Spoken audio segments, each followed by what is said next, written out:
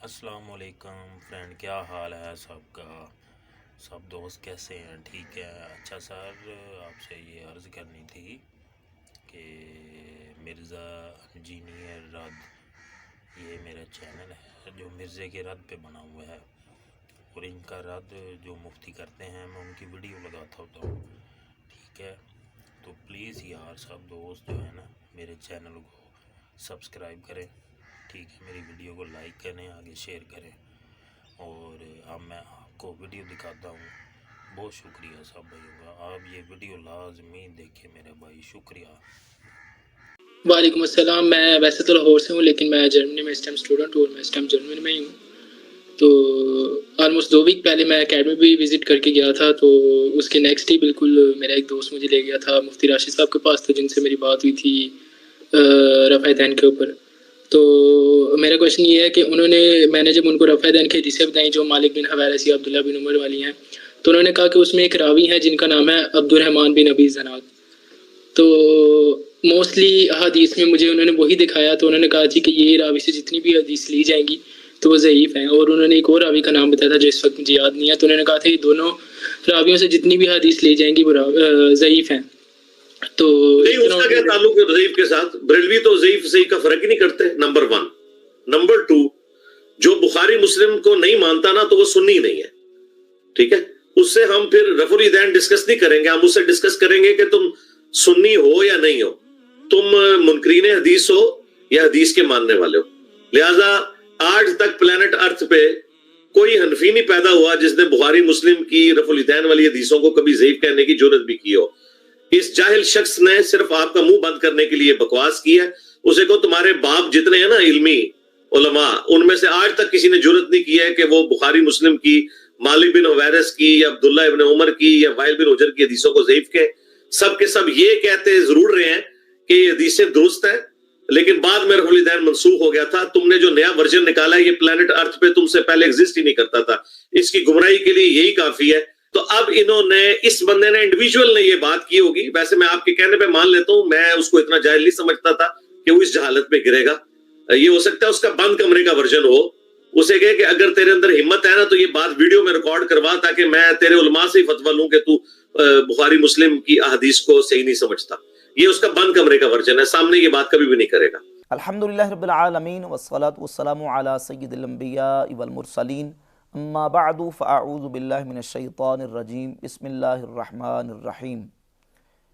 مرزا جہلمی کا ایک کلپ دیکھا ہے جس میں مرزا جہلمی نے میرے حوالے سے بڑی سخت زبان استعمال کی۔ ایک نوجوان نے مرزا جہلمی سے سوال کیا، مرزا جہلمی نے سوال کی تصحیح کیے بغیر اس کا جواب دینا شروع کر دیا، اور میرے خلاف مرزا جہلمی نے جو زبان اختیار کی ہے وہ کلپ میں دیکھی جا سکتی ہے۔ میں مرزا جہلمی کی اس زبان درازی کا جواب تو نہیں دوں گا، بہرحال مختصر طریقے سے کوشش کروں گا کہ مرزا جہلمی نے جو اعتراضات اور اتہامات اٹھائے ہیں ان کے جواب پیش کیے جائیں، اور اپنی جو کلیریفیکیشن ہے وہ انشاءاللہ تعالی میں آپ کے سامنے پیش کرنے کی کوشش کروں گا۔ اصل میں ہوا یہ کہ 8 جنوری بروز پیر میرے پاس یہاں لائبریری میں ایک نوجوان سلمان صدیقی صاحب اپنے ساتھیوں کے ساتھ تشریف لائے۔ رفع الیدین کے مسئلہ پر گفتگو ہوئی۔ اللہ کے فضل و کرم سے طبیعت اور مزاج بھی یہ ہے کہ کوئی ساتھی آئے تو پوری کوشش ہوتی ہے کہ اس کو دلائل کے ساتھ مطمئن کیا جائے اور اصل حقائق اس کے سامنے رکھے جائیں۔ ایسے ہی میں نے ان کے سامنے احادیث اور روایات جو رفع الیدین سے متعلقہ ہیں ان پر گفتگو کی، کلام کیا، اور کوشش کی کہ ان کو اس مسئلہ میں جتنی ہو سکے آگاہی فراہم کی جا سکے۔ مرزا جہلمی سے اسی نوجوان سلمان صدیقی صاحب نے لائیو سیشن میں سوال کر دیا، اور مرزا جہلمی سوال میں میرا نام آتے ہی ہائپر ہو گیا، آپے سے باہر ہو گیا، اور پھر جو زبان استعمال کیا وہ مرزا جہلمی کے کلپ میں دیکھی جا سکتی ہے۔ چاہیے تو یہ تھا کہ مرزا جہلمی اس نوجوان کی سوال پر پہلے تصحیح کرواتا، کیونکہ نوجوان نے سوال ہی جو کیا وہ بنتا ہی نہیں سوال۔ اب سوال کیا تھا، اس کا جواب مرزا جہلمی نے کیا دیا، میں تھوڑا سا آپ کے سامنے اس کی وضاحت کر دیتا ہوں۔ سوال یہ کیا کہ میں مفتی راشد صاحب کے پاس گیا تھا، رفع الیدین کے مسئلے پر بات ہوئی، حضرت مالک بن حویرث کی میں نے حدیث بیان کی، حضرت عبداللہ بن عمر کی حدیث بیان کی، اور انہوں نے کہا کہ ان احادیث کے اندر عبد الرحمن ابن ابی زناد ضعیف راوی ہے، لہذا اس راوی سے جو بھی حدیث آئے گی وہ ضعیف ہوگی۔ مرزا نے اس کے بعد جواب دینا شروع کر دیا۔ اب پہلی بات تو یہ ہے کہ مرزا کو یہ سوچنا چاہیے تھا کہ آیا کہ میں یہ بات کر سکتا ہوں، یا واقعے کے اندر یہ بات ہو بھی سکتی ہے؟ کیا حضرت مالک ابن حویرث کی کسی حدیث کے اندر عبد الرحمن ابن ابی زناد ہے؟ حضرت عبداللہ بن عمر کی کسی حدیث کے اندر عبد الرحمن ابن ابی زناد ہے؟ نہیں ہے۔ نہ حضرت مالک بن حویرث کی حدیث کے اندر، نہ حضرت عبداللہ بن عمر کی حدیث کے اندر، بلکہ عبد الرحمن ابن ابی زناد راوی وہ ہے حضرت علی کی حدیث کے اندر، جو کہ سلمان صاحب نے سنن ابن ماجہ سے 864 نمبر حدیث کا حوالہ دیا تھا کہ اس حدیث کے اندر موجود ہے کہ حضرت علی رفع دین کیا کرتے تھے، اور 864 نمبر حدیث کے اندر ہی اس روایت کے اندر عبد الرحمن ابن ابی زناد راوی موجود ہے۔ مالک ابن حویرث اور حضرت عبداللہ بن عمر کی حدیث کے اندر تو عبد الرحمن ابن ابی زناد ہے ہی نہیں۔ اور پھر اگلی بات یہ کہ یہ سلمان صدیقی صاحب میرے پاس باقاعدہ کتابوں کی تصاویر لے کے گئے، جو تصویر ان کے موبائل میں اس وقت موجود ہے وہ جو ہے وہ سنن نسائی یہ ناصر الدین البانی کی تحکیم کے ساتھ جو ریاض سے چھپی، اس کے اندر جو حدیث موجود ہے اسی کا سکین انہوں نے لیا، اور اس کے اندر باقاعدہ 1085 نمبر یہ حدیث ناصر الدین البانی نے اس حدیث کو صحیح قرار دیا، اس کے اوپر لکھا ہوا ہے صحیح کہ حضرت مالک بن حویرث کی یہ حدیث صحیح ہے، اور اسی سے میں نے سکین دیا ان کو کہ دیکھیں بھئی یہ حدیث صحیح ہے مالک ابن حویرث رضی اللہ عنہ کی۔ لیکن اس حدیث کی میں نے تفسیر بیان کی تھی، وہ تفسیر میں آخر میں پیش کرتا ہوں۔ سب سے پہلے عبد الرحمن ابن ابی زناد سے جو روایت انہوں نے ابن ماجہ سے 864 نمبر پیش کی ہے اس پر کلام کروں گا۔ یہ جو 864 نمبر حدیث ہے سیدنا مولا علی رضی اللہ عنہ کے حوالے سے کہ مولا علی نے نبی پاک علیہ الصلوۃ والسلام کی نماز کا طریقہ بیان کیا کہ حضور علیہ الصلوۃ والسلام نے رفع الیدین کیا رکوع جاتے، رکوع سے اٹھتے اور 2 سجدوں سے اٹھتے وقت۔ اس حدیث کے اندر عبد الرحمن ابن ابی زناد راوی ہے جو کہ جمہور محدثین کے نزدیک ضعیف ہے۔ مرزا جلوی بڑا دناتے ہوئے اس روایت کو 12 مرتبہ پیش کرتا ہے اور کہتا ہے دیکھیں مولا علی سے رفع الیدین ثابت ہو گیا تو چاروں خلفاء سے ثابت ہو گیا، کیونکہ مولا علی وہ ہیں جنہوں نے نبی علیہ الصلوۃ والسلام اور 3 خلفاء کے پیچھے نماز پڑھی ہے، لہذا مولا علی سے رفع الیدین ثابت ہو گیا۔ بھئی کیسے ثابت ہو گیا؟ پہلے روایت کو تو صحیح ثابت کرو، یہ تو روایت ہی صحیح ثابت نہیں ہے۔ کیوں؟ اس لیے کہ روایت سند کے ساتھ ہوتی ہے نا، سند کے اندر عبد الرحمن ابن ابی زناد راوی ہے، اور میں نے ان سلمان صاحب کو باقاعدہ یہ جو امام حیثمی کی کتاب مجمع الزوائد جس کی مرزا جلوی پوری تعریف کرتا ہے، اس کا حوالہ دیا تھا کہ دیکھیں امام حیثمی مجمع الزوائد کی جلد 4 صفحہ 407 پہ لکھ رہے ہیں کہ ضعفہ الجمہور، عبد الرحمن ابن ابی زناد کو جمہور محدثین نے ضعیف قرار دیا ہے۔ جب یہ شخص یہ راوی جمہور محدثین کے نزدیک ضعیف ہے تو پھر آپ یہ روایت کس طریقے سے پیش کر رہے ہیں؟ یہ روایت تو صحیح نہیں ہے، اور پھر یہ ہے کہ یہ روایت ہے مولا علی کا عمل نہیں ہے۔ مرزا جلمی اس بات کو بھی مانتا ہے کہ جب ایک راوی کا عمل حدیث بیان کردہ روایت کے مطابق نہ ہو تو اس کا مطلب یہ ہوتا ہے کہ وہ روایت اس راوی کے نزدیک منسوخ ہوتی ہے، وہ عمل متروک ہوتا ہے۔ حضرت عبداللہ بن زبیر رضی اللہ تعالیٰ عنہ کا جو ہاتھ چھوڑ کے نماز پڑھنے کے والے سے مرزا جلمی بیان کرتا نا، تو اسی جگہ پہ اس نے بیان کیا تھا کہ دیکھیں سنن ابی داؤد کے اندر حدیث ہے کہ عبداللہ بن زبیر فرماتے ہیں سنت یہ ہے کہ ہاتھ کو ہاتھ کے اوپر رکھا جائے، یہ سنت ہے، لیکن مصنف ابن ابی شیبہ کے اندر ہے کہ عبداللہ بن زبیر ہاتھ چھوڑ کے نماز پڑھتے تھے۔ اس سے ثابت ہوا کہ عبداللہ بن زبیر کے نزدیک ہاتھ چھوڑ کے نماز پڑھنا ہی سنت ہے، اور ہاتھ باندھ کے نماز پڑھنا یہ منسوخ ہو چکا ہے۔ اب اگر حضرت علی سے یہ روایت تم ثابت کرتے ہو، اپنے نزدیک تم اس کو صحیح مانتے ہو، اب ہم کہتے ہیں حضرت علی کا اپنا عمل کیا تھا؟ یہ جو روایت تم پیش کر رہے ہو یہ روایت ضعیف ہے۔ کیوں؟ اس میں عبد الرحمن بن ابی زناد راوی ہے، اور امام حیثمی کہتے ہیں کہ جمہور کے نزدیک کیا ہے یہ ضعیف ہے، اس کو پہلے صحیح ثابت کرو۔ تو یہ میں نے بات کی تھی، اور اس بات کے گواہ میرے پاس 4 ساتھی ہیں۔ ہمارے حضرت مولانا علامہ زبیر قادری صاحب ہیں، مولانا حسنات قادری صاحب ہیں، یہ ہمارے سعود بھائی موجود ہیں ہمارے پاس، یہ ذوالقرنین بھائی موجود ہیں۔ یہ دونوں ذوالقرنین بھائی اور سعود بھائی یہ سلمان صدیقی صاحب کے دوست ہیں، یہی ان کو یہاں لے کے آئے تھے۔ یہ اس بات کے گواہ ہیں کہ یہ جو بات میں نے کی تھی ضعیف والی، یہ سنن ابن ماجہ کی 864 نمبر حدیث کے بارے کی تھی، جس میں عبد الرحمن ابن ابی زناد راوی موجود ہے۔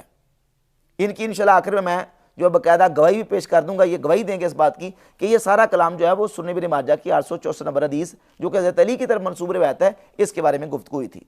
مالک بن حویرث رضی اللہ عنہ کی حدیث کے بارے میں میں نے تفصیل بیان کی تھی کہ بھائی امام بخاری حضرت مالک بن حویرث کی حدیث بخاری میں لے کے آئے ہیں، لیکن امام بخاری اس حدیث کو مختصر لے کے آئے، مختصر لائے، پوری تفصیلی حدیث امام بخاری نہیں لے کے آئے۔ اس کی دلیل میں آپ کے سامنے پیش کروں گا۔ آپ صحیح بخاری اٹھائیں، صحیح بخاری کے اندر 737 نمبر حدیث کے اندر حضرت مالک بن حویرث رضی اللہ تعالیٰ عنہ بیان کرتے ہیں کہ نبی پاک علیہ الصلوۃ والسلام نے نماز میں رفع یدین کیا، رکوع جاتے رکوع سے اٹھتے وقت، حضور نے نماز شروع کرتے وقت اپنے ہاتھوں کو اٹھایا کہ نہیں؟ بخاری کے اندر اس کی وضاحت موجود نہیں، تفصیل موجود نہیں۔ اسی حدیث کو صحیح مسلم سے نکال لیں، 865 نمبر صحیح مسلم کے اندر موجود ہے، اس میں یہ ہے کہ نبی علیہ الصلوۃ والسلام نے اپنے ہاتھوں کو کانوں تک اٹھایا۔ یہ ہاتھوں کو کانوں تک اٹھانے والی بات صحیح بخاری میں نہیں ہے، مسلم کے اندر ہے۔ اس کا مطلب بخاری کے اندر اختصار ہے، مسلم کے اندر اس کی تفصیل ہے، لیکن مسلم کے اندر بھی تفصیل قدر کم ہے، اس کی مکمل تفصیل جو ہے وہ سنن نسائی کے اندر موجود ہے۔ اگر البانی والا یہ تحکیم والا نسخہ لے تو اس میں 1085 نمبر حدیث ہے جس کو البانی نے صحیح قرار دیا ہے، اور اگر دارالکتب العلمیہ والا لیں تو اس میں 1082 ہے، اور بعض نسخوں کے مطابق 1086 نمبر روایت بھی ہے، یہ حضرت مالک بن حویرث کی، اس میں پوری تفصیل ہے کہ ہاتھوں کو کانوں تک اٹھایا، رکوع جاتے بھی رفع یدین کیا، رکوع سے اٹھتے وقت بھی رفع یدین کیا، سجدے جاتے وقت بھی رفع یدین کیا، اور سجدے سے اٹھتے وقت رفع یدین بھی کیا۔ اب جو رکوع والا نہ کرے وہ تو سنت رسول کا دشمن قرار دیتے ہو، تو جو سجدے والا نہ کرے وہ، اور جن جن مقامات پہ حدیث میں ذکر موجود ہے ان مقامات پہ نہ کرے وہ کیا ہوگا؟ اس کی نماز ہو جائے گی؟ کیا وہ رسول اللہ کی سنت کا دشمن قرار نہیں پائے گا مرزا جرمی کے بیان کے مطابق؟ تو یہ میں نے تفصیل بیان کی تھی کہ مالک بن حویرث رضی اللہ عنہ کی جو حدیث ہے وہ مکمل سنن نسائی کے اندر موجود ہے، اور اس میں سجدوں کے وقت، سجدے جاتے وقت اور سجدے سے اٹھتے وقت رفع الیدین کا ذکر بھی موجود ہے۔ اب مولا علی رضی اللہ تعالیٰ عنہ کا عمل کیا ہے؟ مولا علی کا عمل سند صحیح سے مصنف ابن ابی شیبہ کے اندر ثابت ہے، 2457 نمبر 2457 نمبر حدیث میں نے انہی سلمان صاحب کے سامنے بیان کی کہ دیکھیں مولا علی کا اپنا ذاتی عمل کیا ہے، کیونکہ مرزا جرمی یہ کہتا ہے کہ اگر روایت جو کی گئی ہے عمل راوی کا اس کے خلاف ہو تو وہ منسوخ اور متروک سمجھی جائے گی۔ پہلی بات تو یہ کہ حدیث صحیح سند سے ثابت نہیں ہے کہ حضرت علی فرماتے ہیں کہ رفع یدین کیا گیا، ثابت نہیں، کیونکہ عبد الرحمن ابن ابی زناد راوی اس میں موجود ہے، اور دوسری اور بھی لیتے ہیں، میں نے صرف یہ بات بیان کی تھی۔ اب یہ حدیث مصنف ابن ابی شیبہ کے اندر صحیح سند کے ساتھ امام ابو بکر ابن ابی شیبہ امام وقی سے، وقی ابو بکر ناشلی سے، ابو بکر ناشلی عاصم بن کلیب سے، اور عاصم بن کلیب کلیب بن شہاب سے، چاروں ثقہ راوی ہیں، وہ حضرت علی سے حدیث بیان کرتے ہیں کہ مولا علی کا عمل یہ ہے کہ مولا علی جب نماز پڑھتے تھے تو نماز کے شروع کے وقت تو اپنے ہاتھوں کو اٹھاتے تھے، باقی پوری نماز میں مولا علی رفع یدین نہیں کرتے تھے۔ اس کی سند صحیح ہے، اور اس پر محدثین نے، ہمارے علماء نے تصحیحات بیان کی ہیں۔ یہ امام زیلعی کی کتاب نصب الرایہ، اس کی پہلی جلد صفحہ نمبر 480 پہ امام زیلعی فرماتے ہیں وَهُوَ أَثَرٌ صَحِيحٌ، حضرت علی والا یہ اثر صحیح اثر ہے۔ اور یہ امام عینی کی کتاب عمدۃ القاری شرح صحیح البخاری، اس میں جلد نمبر 5 صفحہ نمبر 400 پہ لکھتے ہیں کہ وَإِسْنَادُ حَدِيثِ عاصم بن کلیب صحیح علی شرط مسلم، عاصم بن کلیب کی حدیث کی سند بالکل کیا ہے؟ صحیح مسلم کی شرط پر ہے، صحیح ہے۔ تو مولا علی رضی اللہ تعالیٰ سے سند صحیح سے ثابت ہے کہ وہ نماز میں رفع یدین نہیں کرتے تھے۔ یہ میں نے پوری تفصیل بیان کی تھی، اور اس کے میرے پاس سعود بھائی، ذوالقرنین بھائی گواہ ہیں، یہ سلمان صدیقی صاحب کے دوست بھی ہیں، یہی ان کو میرے پاس لے کے آئے تھے۔ آپ اگر یہاں تشریف لیں ذرا، سعود بھائی یہاں آ جائیں، ذوالقرنین آپ بھی آ جائیں، تاکہ یہ گواہی بھی ان کی ہو جائے نا۔ اور سلمان صدیقی صاحب بھی انشاءاللہ تعالی یہ سمجھ جائیں گے کہ ان کی موجودگی میں یہ بات ہوئی تھی، اور اس پر گواہ میرے وہ سکینز ہیں جو سلمان صدیقی صاحب کے پاس موبائل کے اندر موجود ہیں۔ انہوں نے مالک بن حویرث کی سنن نسائی کی 1085 نمبر حدیث کا باقاعدہ سکین لیا ہے، اس میں میں نے دکھایا کہ البانی صاحب نے اس حدیث کو صحیح قرار دیا ہے۔ اور اس کے علاوہ مجموع الزوائد یہ کتاب، اس کتاب کا بھی انہوں نے سکین لیا، اس میں لکھا ہے امام ہیثمی نے کہ یہ حدیث ہے، جمہور محدثین کے نزدیک عبد الرحمن ابن ابی زناد ضعیف راوی ہے. ٹھیک ہے آپ آ جائیں اپنی جگہ پہ. اور اس کے علاوہ مرزا جلمی نے اپنے اس کلپ کے اندر یہ کہا جی کہ بریلویوں کا صحیح اور ضعیف کے ساتھ کیا تعلق ہے. اب یہ ایک نہایت احمقانہ مرزا جلمی کا بیان ہے کہ بریلویوں کا جو ہے وہ صحیح اور ضعیف کے ساتھ کوئی تعلق نہیں, یا یہ فرق نہیں کرتے. کیوں نہیں فرق کرتے؟ ہم فقہاء اور محدثین کے منہج کے مطابق صحیح اور ضعیف کا فرق کرتے ہیں. جہاں صحیح مطلوب ہے وہاں صحیح, اور جہاں ضعیف سے بھی کام چلتا ہے وہاں ضعیف کو قبول کرتے ہیں. محدثین اور فقہاء کا منہج ہے. اس پر میں اگر درجنوں حوالے کہوں تو درجنوں حوالے پیش کیے جا سکتے ہیں, درجنوں حوالے پیش کیے جا سکتے ہیں کہ ترغیب و ترہیب میں, فضائل میں ضعیف احادیث بھی محدثین قبول کرتے. ایک حوالہ امام نووی رحمۃ اللہ کا کتاب الاذکار کے صفحہ 16 پہ امام نووی فرماتے ہیں یجوز و یستحب العمل فی الفضائل والترغیب والترہیب بالحدیث الضعیف ما لم یکن موضوعا. فرماتے ترغیب و ترہیب میں, فضائل میں اور مناقب میں ضعیف حدیث بھی اس پر عمل کرنا جائز اور مستحب ہے جب تک کہ وہ موضوع نہ ہو. اما الاحکام کالحلال والحرام والبیع والنکاح والطلاق فلا یعمل الا بالحدیث الصحیح والحسن. ہاں باقی احکام جیسے حلال و حرام, خرید و فروخت اور بیع شراب وغیرہ کے نکاح و طلاق کے مسائل, اس میں کم از کم حدیث کا حسن ہونا, یا تو صحیح ہو یا کم از کم حسن ہو. ضعیف حدیث اس میں قابل قبول نہیں ہے. تو یہی منہج فقہاء کا, یہی محدثین کا, ضعیف اور صحیح کا ہم فرق کرتے ہیں. اور اس کے بعد مرزا جلمی نے یہ کہا کہ جو بخاری مسلم کی حدیث کے اوپر کلام کرتا ہے, بخاری مسلم کو نہیں مانتا, وہ تو سنی نہیں ہے, وہ سنی نہیں ہے. سوال یہ پیدا ہوتا ہے کہ تمہارے نزدیک کیا سنی ہونا ضروری ہے؟ پہلے تم تو بتاؤ نا. اپنے آپ کو کہتے ہو میں ہوں مسلم علمی کتابی. اب سوال یہ پیدا ہوتا ہے کیا تمہارے نزدیک سنی ہونا ضروری ہے؟ جب سنی ہونا ضروری ہی نہیں ہے تو اگر بخاری مسلم کو نہ مان کے کوئی سنیت سے باہر نکلتا ہے تو کیا فرق پڑتا ہے تمہارے نزدیک؟ تم تو مسلم علمی کتابی کہتے ہو اور یہ کہتے ہو کہ سنی شیعہ جو ہے یہ فرق نہیں ہونا چاہیے. تو پھر کس بنیاد پہ تم کہتے ہو کہ سنی نہیں ہے؟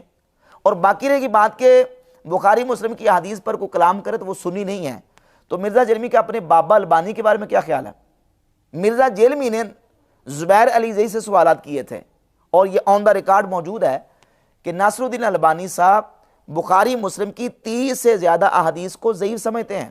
اچھا سر, صحیح بخاری اور صحیح مسلم کی صحت پر اجماع ہے. شاہ ولی اللہ نے تو یہی دعویٰ کیا, اور بھی بہت سے علماء نے اجماع کا دعویٰ کیا. بعض اختلاف بھی کیا تھا لیکن جمہور دارقطنی نے بعض روایات پر اختلاف کیا لیکن ضعیف نہیں قرار دیا تھا. اس نے بھی سند پر کیا تھا یا متن پر؟ سند پر کیا تھا. عام طور پر ان کے جو اختلاف تھے البانی صاحب کے بارے میں بھی میں نے سنا ہے کہ انہوں نے صحیح مسلم کی کوئی 12 روایتوں کے ساتھ اختلاف 30 سے اوپر ضعیف قرار دیا انہوں نے, لیکن بعد میں رجوع کیا انہوں نے نہیں کیا ہے. وہ مرتے مرتے بھی شیخ البانی کی جو ہے نا اس کی امام بخاری رحمۃ اللہ علیہ کی صحیح بخاری, اس میں سے کئی روایتوں کو ضعیف قرار دے گئے مرتے مرتے.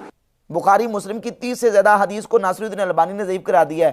تو مرزا جرمی قصیدے بھی پڑھتا ہے ناصر الدین البانی کے, اور مفتی اعظم سعودی عرب کبھی کہتا ہے اہل بیت کی محبت کا امام. یہ سارے ٹائٹل مرزا جرمی نے ناصر الدین البانی کو دیے ہوئے ہیں. کس منہ سے دیے ہوئے ہیں؟ تو یہ کوئی اصول نہیں ہے. محدثین نے بخاری مسلم کی احادیث کے اوپر بھی کلام کیا ہے, اس میں تفصیل انشاءاللہ کسی موقع پر بیان کر دوں گا میں. بہرحال ناصر الدین البانی نے کلام کیا, امام ابن حجر اسقلانی نے کلام کیا, امام جو نا وہ نووی رحمۃ اللہ علیہ نے کلام کیا, بلکہ امام نووی نے صحیح مسلم کی 409 نمبر حدیث کے اوپر کلام کیا ہے, جس میں یہ ہے نا کہ سب سے پہلے قرآن پاک کی سورہ المدثر نازل ہوئی. اس پر کلام کرتے ہوئے امام نووی رحمۃ اللہ شرح صحیح مسلم میں کہتے ہیں یہ حدیث ضعیف ہے, بلکہ یہ حدیث باطل ہے.